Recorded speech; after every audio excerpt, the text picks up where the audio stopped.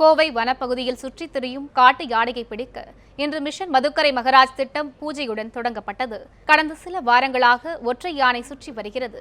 விவசாய நிலங்களுக்குள் சென்று சேதம் ஏற்படுத்தி வருவதால் அப்பகுதி மக்கள் அச்சமடைந்துள்ளனர். யானையை பிடிக்கும் பணியில் ஈடுபட்ட வனத்துறையினர் 4 கும்கி யானைகளை வரவழைத்தனர். அதன்படி மிஷன் மதுக்கரை மகராஜ் திட்டம் உருவாக்கப்பட்டு விஜய், பாரி, சுஜய், கலீம் என்னும் கும்கி யானைகளுக்கு ஒத்திகை பயிற்சிகள் நடத்தப்பட்டன. இதனைத் தொடர்ந்து இன்று மிஷன் மதுக்கரை மகராஜ் திட்டம் பூஜையுடன் தொடங்கப்பட்டது. இதில் வனத்துறை அதிகாரிகள், மருத்துவர்கள் மயக்க ஊசி செலுத்தி பிடிப்பது தொடர்பாக ஆலோசனை மேற்கொண்டனர்.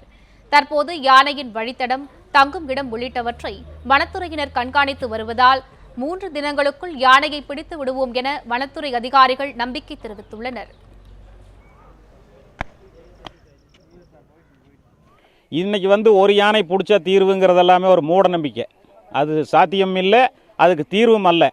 வனவிலங்குகளுக்கு பாதுகாப்பு சட்டம் வன எல்லைக்கு வெளியே பொருந்தாது அப்படின்னு பாராளுமன்றத்தில் சட்ட திருத்தம் கொண்டு வரது ஒன்று தான் இதுக்கு தீர்வே இருக்க முடியுமே தவிர ஒரு யானை பிடிச்சி அடைக்கிறேங்கிறதெல்லாம் தீர்வே இல்லை. அப்புறம் மீதி இருக்கிற யானையெல்லாம் என்ன பண்ணுறது? அதுக்கு தீர்வு இருக்குதா? அடிக்கடி எங்கள் காட்டு பகுதியில் ஆனை வந்துகிட்டே இருக்குது. இதை பார்த்து சீக்கிரமாக பிடிச்சிங்கன்னா தான் நாங்கள் நிம்மதியாக இருக்க முடியும்.